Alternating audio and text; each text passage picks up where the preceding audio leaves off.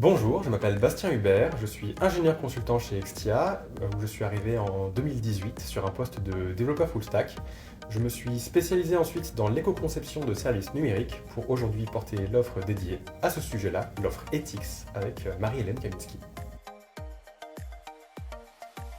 L'offre Ethics est l'offre à travers laquelle on souhaite accompagner nos clients dans la réduction et la maîtrise de l'impact environnemental de leurs services numériques grâce à l'éco-conception des services numériques, tout en les rendant plus accessibles. On est conscient chez Extia de l'impact environnemental croissant du numérique. L'ARCEP estime qu'à horizon 2050, l'impact carbone du numérique pourrait être multiplié par 3, et cet impact n'est pas quelque part contrebalancé par des gains dans d'autres secteurs. C'est pas parce qu'on met du numérique quelque part qu'on décarbone ce secteur-là. Donc on a la volonté quelque part de travailler pour faire en sorte que l'IT se réaligne quelque part avec les accords de Paris sur le climat. Moi je me suis formé à ces questions-là et en parallèle de ça, j'ai fait la rencontre de Marie-Hélène qui était chargée de projet RSE et qui travaillait justement à une feuille de route numérique responsable. On voit au moins 3 raisons pour lesquelles nos clients voudraient s'engager dans une démarche numérique responsable. La première, étonnamment, c'est une question plutôt économique. C'est-à-dire que faire du Green IT, ça coûte souvent un petit peu moins cher. On aura moins de serveurs à faire tourner, potentiellement des ordinateurs, des tablettes, des téléphones, qu'on fera durer plus longtemps également, potentiellement moins d'équipements réseau également à déployer. Donc ça, c'est le premier levier, c'est le levier économique. Ça coûte moins cher. Le deuxième levier, c'est un levier qui est plus écologique, forcément. C'est-à-dire qu'en même temps qu'on aura moins de puissance informatique nécessaire, qu'on limitera l'obsolescence matérielle, on va forcément limiter les impacts environnementaux de nos services applicatifs et des DSI en général. Et la troisième raison, c'est plus une raison sociétale. C'est-à-dire qu'aujourd'hui, on a beaucoup d'attentes quelque part du public sur ces questions-là. On a aussi beaucoup d'attentes du législateur, du service public sur ces questions-là, avec différentes lois qui sont passées, la loi AGEC, la loi REEN. On a aujourd'hui la directive, la CSRD, qui va aussi engager les entreprises dans une publication de reporting extra-financier. Et donc forcément, la partie un petit peu carbone et environnementale de l'IT sera incluse dedans.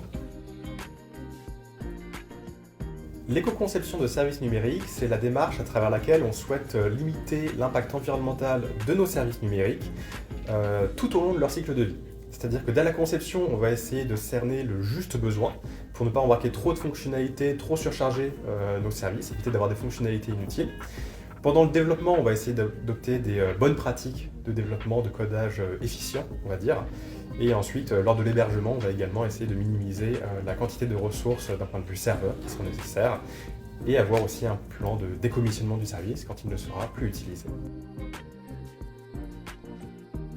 L'accompagnement Ethics, c'est un accompagnement en 3 temps chez nos clients pour limiter l'impact environnemental de leurs services numériques. La première étape, c'est d'abord de mesurer l'impact environnemental de leurs services. Pour ça, on va un petit peu balayer l'ensemble des pages web, l'ensemble des fonctionnalités des services pour réussir à dire combien de grammes de CO2 ça émet, combien de centilitres d'eau ça consomme, etc. La deuxième étape, c'est une étape plus qualitative, c'est-à-dire qu'on va essayer de mesurer la maturité des équipes de développement sur un référentiel choisi, notamment donc le référentiel général d'éco-conception des services numériques, qui est aujourd'hui le référentiel un petit peu maître qui a été fait par l'ARCEP. La dernière étape, enfin, c'est une étape plus de gestion du changement, c'est-à-dire qu'on va essayer de pérenniser les démarches d'éco-conception et les bonnes pratiques du RGESN à travers le temps, en sensibilisant, en formant les équipes à ces questions-là, et en apportant également une gouvernance du numérique responsable au sein des équipes de développement. On a un exemple de réalisation, par exemple, au niveau d'un acteur du ferroviaire dont on devait refondre un service numérique existant. La première étape pour nous, ça a d'abord été d'essayer de mesurer son impact environnemental, voir où étaient les gains possibles, et ensuite repartir dans une phase du X-Design complète pour mieux cerner le juste besoin auquel répondre. On a ensuite fait des choix de développement, des choix d'architecture visant à limiter l'impact environnemental et la quantité de ressources matérielles nécessaires au fonctionnement du service. On a mesuré ça régulièrement dans le temps, tous les 2-3 mois, on faisait un point. Et aujourd'hui, on peut dire que pour une couverture fonctionnelle identique, on a réussi à diminuer de 13 à 60% l'impact environnemental de ce service-là. Même si on a tendance à parler de dématérialisation en parlant du numérique, on parle du cloud, en fait le numérique c'est très matériel. Pour construire un centre de données, pour construire des devices, des téléphones, des tablettes, des ordinateurs, on a besoin de matériaux, on a besoin de beaucoup de matériaux. Pour un smartphone de 200 grammes, c'est à peu près 300 kg de matière qu'il faut remuer. Pour un ordinateur de 2 kg, c'est 800 kg de matière qu'il faut aller remuer dans le sol. Donc ça émet forcément beaucoup de gaz à effet de serre, ça consomme beaucoup de métaux, beaucoup de minéraux, beaucoup d'eau également. Et c'est de là que vient vraiment l'impact environnemental du numérique. Donc ce qu'on va essayer de faire en éco-conception, c'est faire en sorte que ce travail-là de construction du matériel, on ne doit pas le refaire trop souvent. On va essayer donc de faire durer le plus longtemps possible nos devices. Il y a 2 leviers d'action pour réduire l'empreinte environnementale du numérique. Le premier levier, c'est limiter l'obsolescence matérielle. C'est-à-dire qu'on va essayer de faire en sorte que les services numériques qu'on conçoit vont fonctionner sur de vieux ordinateurs, des vieilles tablettes, des vieux smartphones, pour pouvoir les faire durer le plus longtemps possible. Le deuxième levier d'action, c'est limiter la puissance informatique nécessaire pour faire fonctionner un service. C'est-à-dire qu'on va essayer de limiter la charge serveur pour avoir moins de serveurs. On va essayer de limiter la charge réseau pour avoir moins d'équipements réseau qu'on va devoir déployer. Et ce faisant, on réussira un petit peu à limiter leur empreinte environnementale. Il y a plusieurs ressources qui sont disponibles pour se former sur la thématique du numérique responsable. Il y a tout d'abord tous les MOOC qui peuvent exister. Ceux de l'Institut du numérique responsable et de l'INRIA sont très très bons et je vous encourage à les faire. Il y a ensuite les référentiels, le RGESN côté éco-conception et le RG2A côté accessibilité.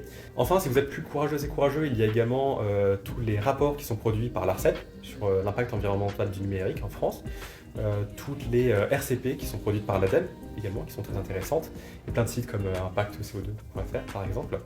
Et enfin, si vous le voulez également, il y a également tous les articles de blog sur le site Extia et toutes les vidéos de nos communautés métiers, notamment la Green Tech.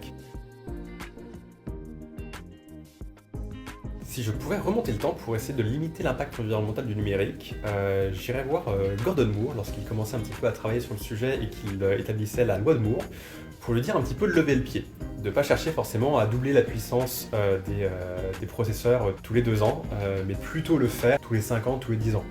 Tout simplement parce que aujourd'hui la loi de Moore c'est un des facteurs de la contribution, qui contribue à l'obsolescence matérielle. Pourquoi chercher à optimiser un service quand on sait que sur un matériel dans 2 ans, il réussira à tourner très efficacement, quelque part. Donc laissons le temps aux développeurs d'optimiser leurs services numériques avant de leur donner une puissance numérique supérieure en termes de calcul. Si vous voulez en savoir plus sur l'offre Ethics, je vous invite à aller sur le site web d'Extia, où tout est répertorié, ou alors à nous envoyer un mail à contact@ethics.fr et contribuer avec nous à rendre le numérique plus durable et inclusif.